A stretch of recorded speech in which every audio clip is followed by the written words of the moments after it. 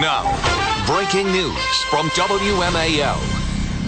This just in, the employers have added some 200,000 jobs according to the newest jobless numbers, and the unemployment rate in this country now falls to 8.5%, which is the lowest it has been in some 3 years. More details on this ahead right here on WMAL.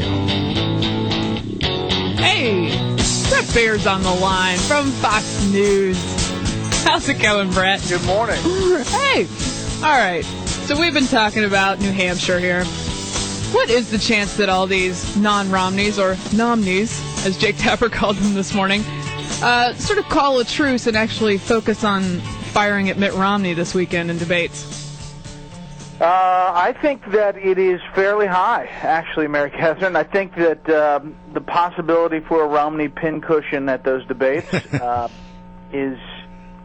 is a real possibility. And when you look at the dynamic and the polling, you know, where even if he slips 10 points, 15 points, he's still got a pretty good margin of victory according to the latest polls.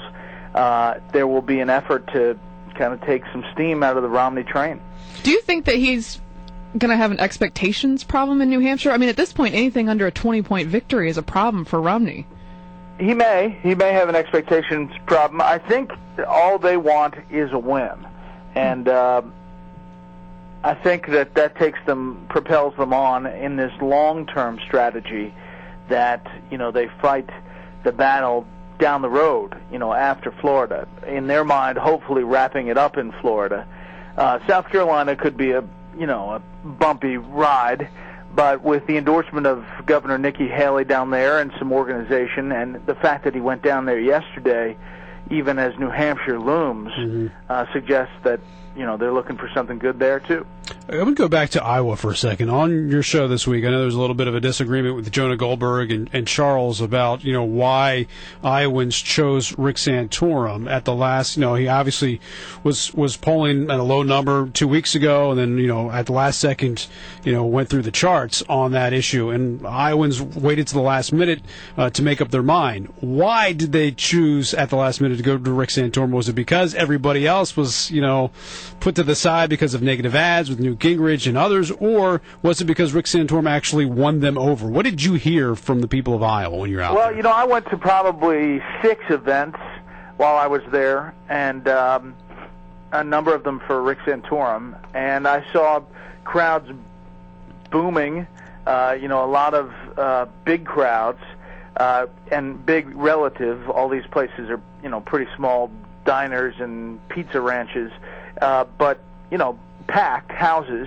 And I talked to some folks, and some of them were down to 2 candidates, and thought because Rick Santorum was starting to show life in the polls, and that the electability question was starting to be somewhat realized that he could win, they felt like he was more along their lines of what he was saying, substantively. But he needed that kind of realization in that last Des Moines Register poll that he was really a factor to get to that point. So I would argue it was kind of a combination, you know, a combination of Jonah and Charles, in that, yeah, he was the last guy in the musical chairs, but he also put in 99 counties of work. Yeah, I want to ask you about something that's been happening here in the nation's capital while we've been focused a lot on Iowa and New Hampshire, and that is the president's decision to make these recess appointments the other day, Brett. You know, if you look at that, many people, including, I think, Charles Krauthammer on your program, has said that they think that's an unlawful act. Do you think this is a story that will have currency? Will it continue to be something that is discussed? Will Republicans really pound the table on this? Or is it one of those things that's so arcane because it has to do with Senate and House rules and all that kind of stuff that it just sort of falls off the radar screen after a few days of pounding the table? No, I think it has legs, Brian. I think there's real anger about it. You know, the whole debate about whether the Senate's in recess or not to make a recess appointment is a legal issue, and one that will likely be fought, and a constitutional issue.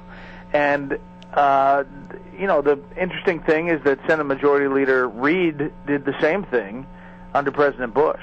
You know, President Bush made a ton of recess appointments. So, you know, But they were actually in recess at the time. there's that as well, yeah.